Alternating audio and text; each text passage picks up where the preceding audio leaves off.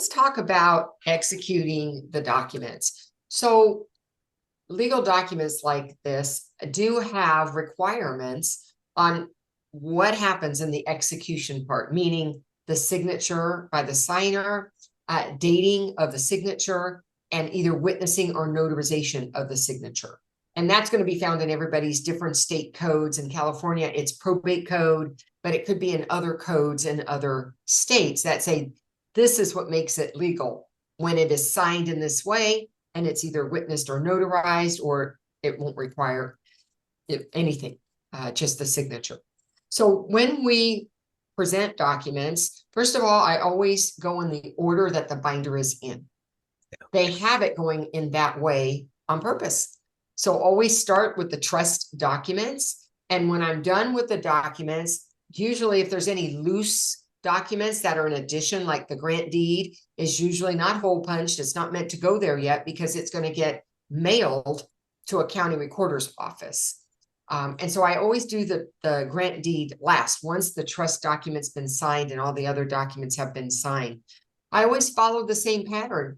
I always introduce the document. I say the name of the document. I give a brief description of what that functionality is for the document. So that every single time they're like, okay, they don't need to look at all 40 individual pages because they're like, oh yeah, this is not the first time they've heard it, right? They heard it from the attorney first. Now I'm just confirming this is the document we have. It looks like you've set up, Benjamin and Susie to be your successor trustees. Does that sound right? We get through the end. All right, here's where you're going to be signing your document, and I will be notarizing it. And when you follow that process over and over and over again, it's very smooth, and they feel like you said a lot more than you really did. Always make sure to check there's software that's being used to produce these documents. So sometimes they will, as I said, predate everything, and sometimes they don't. So you want to always check to make sure everything that has to be filled out, like a date, a signature, your information, is handled properly.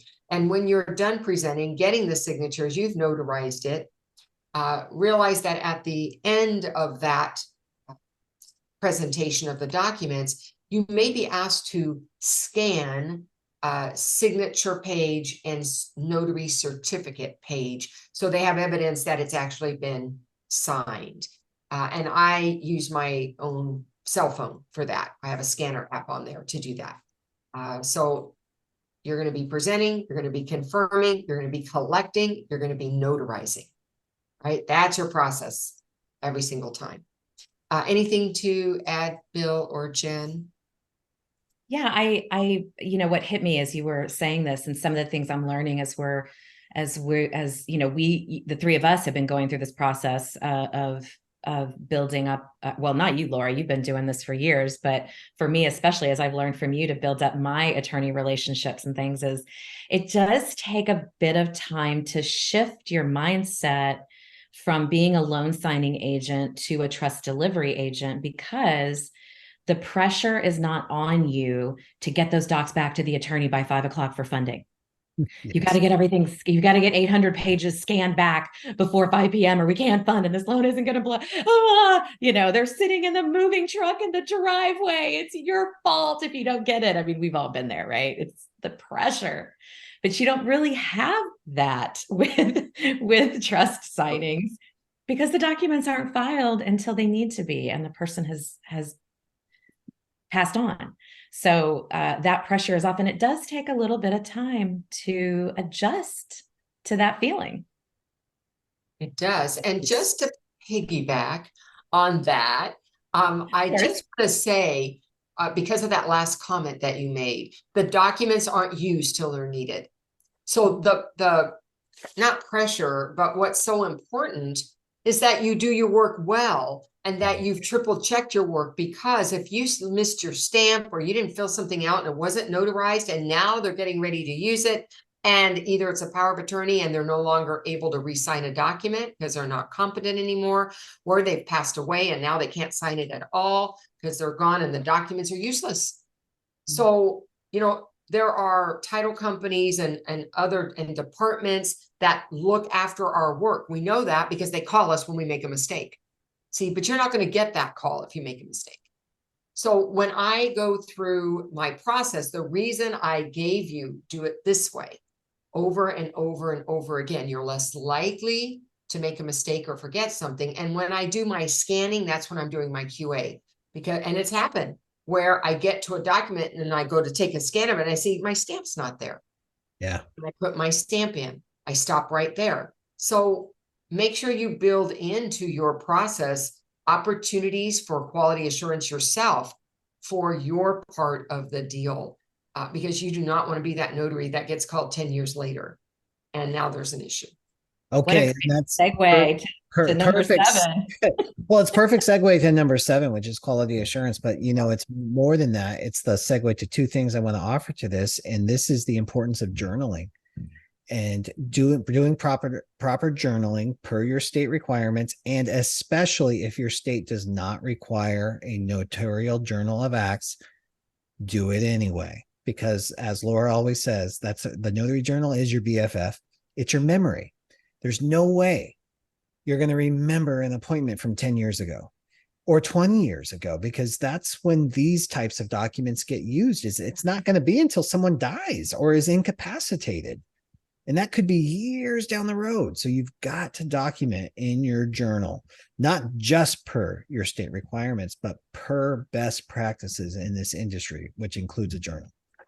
And I know you're going to take that, but let me just say this real quick. Because you had talked about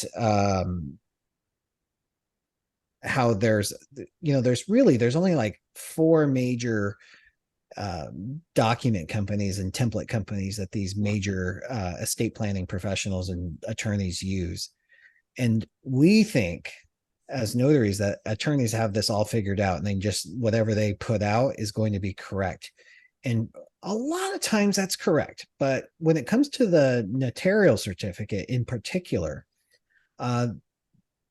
it may not be a compliance certificate. And again, this leans on why it's so important to know what you can do and what you can't do in your state. You have to know what a compliance certificate is in your state for the act that you are performing. And because sometimes you may have to replace it. You may have to have a conversation with the attorney on that. And those are the only 2 things I wanted to add to that. And Laura, I know you're going to take that. Oh my gosh. So there are 2 more things I need to add to that.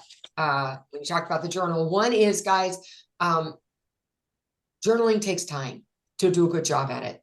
However, you can use a journal that's designed for the purpose that you are handling package of documents. And so choose a journal that is designed to handle that. There are paper journals like the Integrity Journal and the Notary Allies Journal. Both of those are designed for this type of purpose to help speed you on your way. And if you're ready to jump into electronic, the Jurat Ink one as well. I love it. I'm able to keep pace. There's nothing but to collect the signature at the end, because I've got all the documents in. It's just touch, touch, touch, touch. So I love that. And especially when I get sometimes I have one coming up and there's 12 deeds on top of the 6 documents. So it's like, it's going to be, it's a more expensive trust that I'm charging. But I thought, oh, the journaling, but the journaling's just hitting out. How many of those deeds I got? 12 of them. And I can push a button to make it 12 and it populates for me, all 12. So very exciting when you have the right tools to do the job. The other thing I want to say that Bill talked about is inadvertently, since attorneys don't know notary law, they know their law, they will do things that they think are like enhancing our certificates. And what they're doing is making them rejectable. So you need to know. Now, not everybody's in California, but I'm going to use that as my example. We have a rule that says there's a notice box. And below the notice box, nothing may be inserted, not even the word notary, not the word acknowledgement, not any word at all. And it goes right to a venue, right? State of, county of. There are attorneys that will put civil code, blah, blah, blah, or notary acknowledgement after the box. We cannot have anything like that. It is not the attorney's job. It is your job to know that's not okay and to have the replacement ready. They're not doing it on purpose. They think they're doing a good thing. And here's your opportunity to help them know for the next time, look, we're not allowed to have anything inserted there. It's just not allowed. And if it's a deed, it's going to be rejected.